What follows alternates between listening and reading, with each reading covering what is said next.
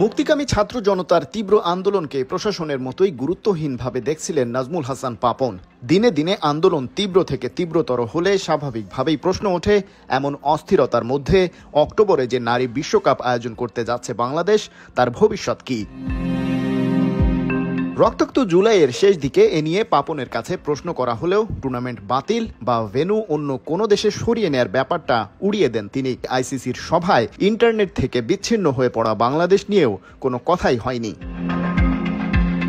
কিন্তু পাপন যা ভেবেছিলেন সেই গণেশ গেছে উল্টে। ভরসার সব জায়গা উপড়ে ফেলেছে এক মহাবিপ্লব। আর সেখানে পাপনের উপস্থিতিতে হওয়া সভায় বাংলাদেশ নিয়ে আলোচনা না হলেও এবারে আসন্ন নারী বিশ্বকাপের ভেন্যু পাল্টে ফেলার কথা ভাবছে আন্তর্জাতিক ক্রিকেটের নিয়ন্ত্রক সংস্থা। তবে নিজেদের বিবৃতিতে তারা এমন কিছু সরাসরি বলেনি।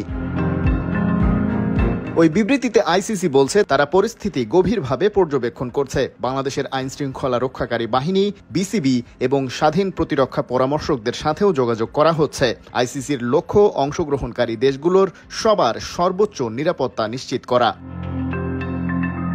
ফিক্সচার অনুযায়ী অক্টোবরে ৩ থেকে ২০ এই সময়ে বাংলাদেশের দুই ভেন্যু ঢাকার মিরপুর আর সিলেটে ১৮ দিনে হওয়ার কথা ২৩ ম্যাচ। কিন্তু যে পরিস্থিতি দাঁড়িয়েছে তাতে সেই সময়ে আন্তর্জাতিক টুর্নামেন্ট আয়োজনের জন্য এই দুই শহরে পর্যাপ্ত সিকিউরিটি ক্লিয়ারেন্স নাও মিলতে পারে। সেটা বিবেচনায় রেখেই আইসিসি বাংলাদেশের টাইম জোনের কাছাকাছি কোনো ভেন্যুর খোঁজ করছে, যে তালিকায় ভারত আর আরব আমিরাতের পাশাপাশি আছে শ্রীলঙ্কার নামও।